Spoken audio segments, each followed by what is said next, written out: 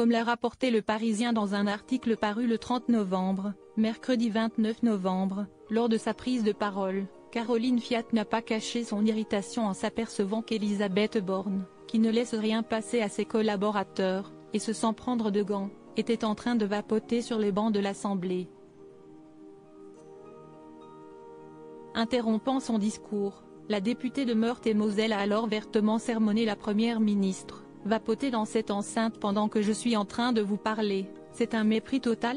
La députée LFI et vice-présidente de l'Assemblée a ensuite rappelé à celle qui avait évoqué sa solitude qu'il est formellement interdit d'utiliser une cigarette électronique dans un lieu à usage collectif, en précisant « Ici, nous écrivons la loi, on n'est pas au-dessus des lois », avant de rappeler que le vapotage n'est pas bon pour la santé.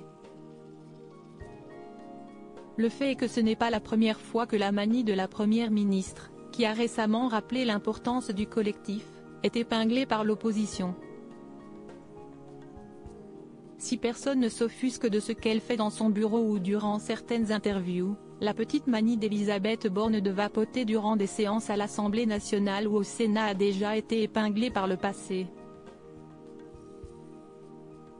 En 2021, déjà, le député LR de l'Oise Maxime Minot avait interrompu sa question pour interpeller la femme politique, qui était alors ministre du Travail, et en juin dernier, c'est le député LFI Antoine Léaume qui protestait avec véhémence contre l'attitude de la première ministre sur X, anciennement Twitter.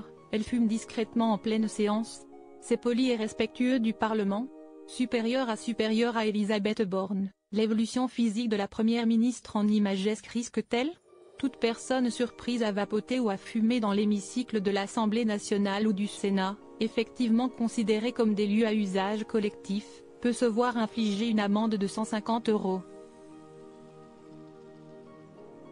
L'affaire tombe d'autant plus mal que, comme l'a rappelé Caroline Fiat, le mardi 28 novembre, le ministre de la Santé Aurélien Rousseau venait justement de présenter son plan anti-tabac, qui propose notamment un élargissement des lieux non-fumeurs. Alors que les rumeurs sur un éventuel remplacement de la première ministre repartent de plus belle, Elisabeth Borne gagnerait probablement à cantonner sa mauvaise habitude au lieu où celle-ci est autorisée. Article écrit avec la collaboration de 6 médias Crédit Photo, Éric Chahenpoul.